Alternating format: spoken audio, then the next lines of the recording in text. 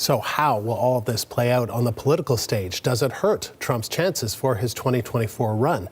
Does it help the Democrats? To discuss all of this, we've reached Alex Olson, a Republican strategist in Tampa, Florida, and Roger Fisk, a former advisor to U.S. President Barack Obama in Washington. Good to see you both. Thank you for taking the time tonight. So, Alex, let me just start with you. There are 34 charges against the former presidents. What did you make of what you heard today? Yeah, well, plain and simple, this is a partisan witch hunt brought to you by your latest Soros-backed DA. Someone trying to climb the political ladder and appease the Democratic political machine. I think that Bragg's case is very weak. I think that, we have shady witnesses like David Pecker and Michael Cohen who are known liars and con men. The previous DA and the feds have refused to take this case on. So, I think, once again, what's happening here is a partisan witch hunt. I think it's a circus, and I think it's all for the game. Okay, so Roger, Alex, you mentioned Bragg. You're referring to Alvin Bragg, who is the district attorney for Manhattan. So, Roger, what was your reaction? Well, first off, Andrew, thank you so much for having me, and I appreciate being on with Alex. This is not a day for any kind of celebration, and I would be skeptical of anyone that would celebrate today. That's point number one. Point number two is the former president is entitled to the presumption of innocence. So no one should be prejudging this until he has his day in court, et cetera. That being said, when we say that, people have gone to jail for this crime, I'm not saying this type of crime. People have gone to jail for this crime. And this is essentially your standard white collar crime, which is basically a paperwork shell game to cover up bad news 2 weeks before an election. And so it's relatively straightforward. But I, as an American and as a patriotic American, I don't celebrate this day, first and foremost. Is it to Alex's point, he says this is a political witch hunt. This is all about partisan politics. What do you think of that, Roger? Well, it would be natural. I'm not surprised that that's Alex's point. Mm-hmm. That's pretty much the mantra across the board. The fact of the matter is, and I worked for Barack Obama's both campaigns, inaugurations, and administrations. I think we all know if Barack Obama paid off a porn star and a playmate 2 weeks before he entered office, he would have been impeached within weeks. And we just have to be intellectually honest and admit that. So the idea that there's some completely impartial scales of justice out there is just not the world that we live in.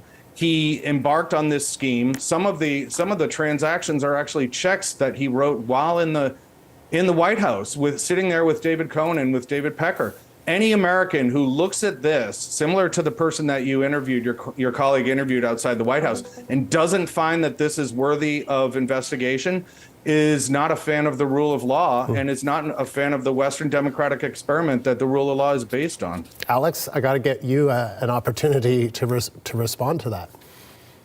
Yeah, I naturally disagree. I think that we have seen shady dealings from some of the most prominent people in Democratic politics, such as Hillary Clinton. And, for a few months or years, I guess, Republicans have been chasing down the alleged crimes of Hunter Biden and what went on in Ukraine and China. And we have not seen prosecution like this for any of those folks. So I think that all this is going to do is open up a rabid can of worms on both ends of Republicans and Democrats weaponizing the judicial system to get their way and score some petty political points.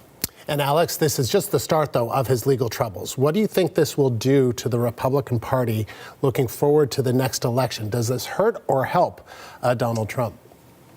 So this is a double-edged sword. I think I'll start with one half. I think that Democratic operatives are cheering this on, not for the sake of the outcome, but because this will usher in Donald Trump is the potential Republican nominee. Democrats want President Trump as the nominee because why? Because they know he's a weak candidate against Biden. They know he's a flawed candidate. We look at white suburban women who are a determinant factor in today's elections, places like Virginia, and when they hear a story of hush money and porn stars and infidelity, they're going to continue to have distaste for President Trump, just like in 2020. And you know what? President Trump is the biggest asset that the DNC has. When they send out fundraising emails, they will mention Trump, and they will 10x whatever Republicans are raising. We're seeing that across the board. So on that end, Democrats want to see him as the nominee. And on the other hand, you're going to have Trump use this momentum to secure his nomination. You know, you're going to have everyone and their mother, from Governor Asa Hutchinson to my preferred favorite, Governor Ron DeSantis, running for president. And when there's 16 people in the primary, Donald Trump's base they're invigorated. They're saying, this is a political prosecution. If this happens to a former U.S. president, this can happen to me. So what is that going to do? That's going to make his base come out in the primary, and it's going to help him solidify 20%, and everyone down ballot's going to take 4 or 5, and he's going to take it just like in 2016. So, Roger, let me ask you about that. I know you're saying that this is not a day to celebrate, but just from a political perspective, does Donald Trump becoming the nominee help the Democrats, as Alex is suggesting? I want to affiliate myself with probably about 85% of what Alex just said, because I think it's spot on. It helps him in the primary. It hurts him in the general. I don't think anyone is going to go through the next couple months, and be that with Georgia coming in, or the special counsel and the documents and et cetera, or any of those things, and necessarily become a Trump supporter. It will solidify his base even more. But the former president has a tendency to look inward and to look backward.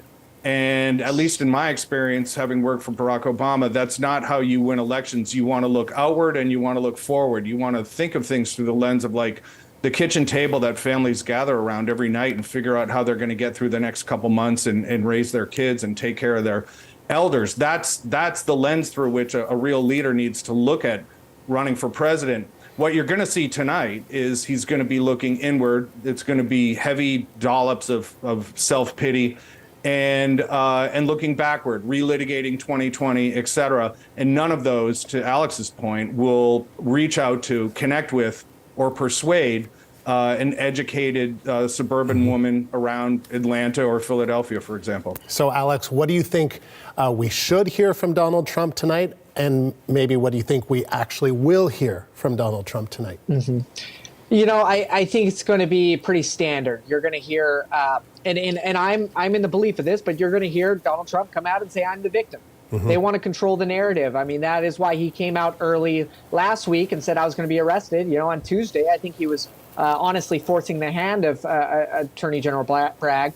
But that's going to be the rhetoric. I'm the victim. And once again, if this happens to me, this can happen to any one of you, right? We're living through these tumultuous times where on both ends, the partisan extremes are hijacking the judicial branch, and they're using it as a weapon. And I think we're going to, once again, as I mentioned earlier, I think we're going to see more of that as time comes. And it's going to play to President Trump and his base. So, Rogers, quickly on that, is the judicial system being weaponized? I don't think so, because someone, like I mentioned, someone already went to jail for this crime. To complete the sentence of Alex's point, to say this could happen to you if you're moving $130,000 and $150,000 through a shell company to cover up for affairs with porn stars. The person walking down the street, just working in their job and taking care of their family, unless they're moving $150,000 in and out of shell companies to pay off and to pay hush money towards affairs, they can pretty much move forward in their life secure with the knowledge that this will, quote unquote, not happen to them. All right. I gave the first. Go very quickly. Sure. Go ahead very quickly, Alex. So I just wanted to ask the question. If Bragg really cared about justice, why doesn't he drop his soft on crime approach in New York and actually prosecute criminals when crime is soaring 22%? If he really cared about justice, he'd act as a DA and work to make New York a better place, not prosecute the former president. All right. It was good to both of you to take the time. Thank you very much. Alex Olson is a Republican strategist, and Roger Fisk is a former advisor to U.S. President Barack Obama.